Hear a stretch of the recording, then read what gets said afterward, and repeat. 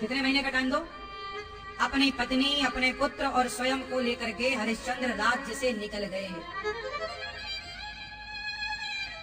सोचिए, राज्य त्याग दिया पर धर्म नहीं त्यागा। पत्नी को दिया गया वचन नहीं त्यागा। ये बात आज के हर उस पुरुष को सुनना चाहिए जो पड़ोसन को ताकते रहते हैं तुझको सांझ सवेरे।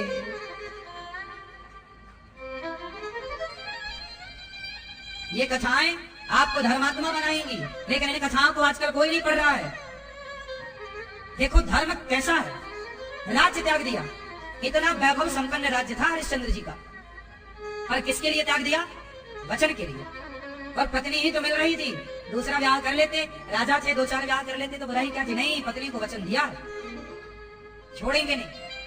और आप लोग अपनी एक पत्नी को वचन देते और वो मर जाए तो दूसरी जिंदाबाद, दूसरी ले आते हो। आज का आदमी, कुछ लोग झूठे।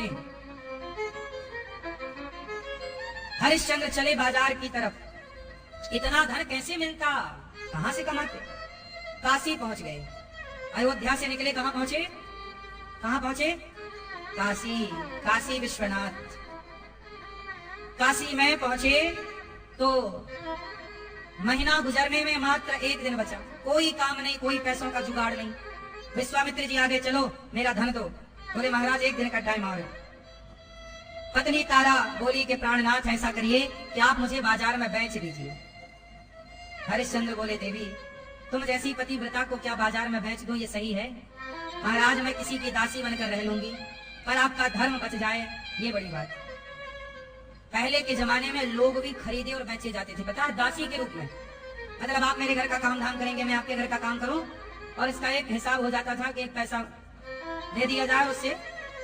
तो राजा हरिश्चंद्र ने बाजार में बोली लगाई, है कोई पत्नी को खरीदने वाला?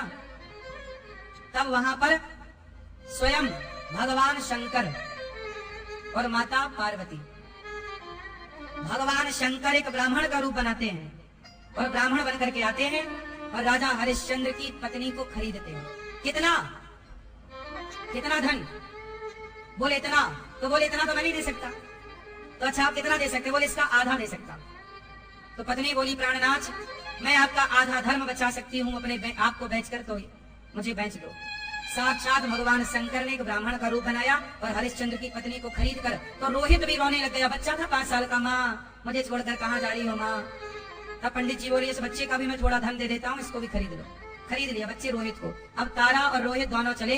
पंडित जी की पत्नी पंडितानी, वो पंडितानी वैसे और कोई थी नहीं, साक्षात माता पार्वती थी।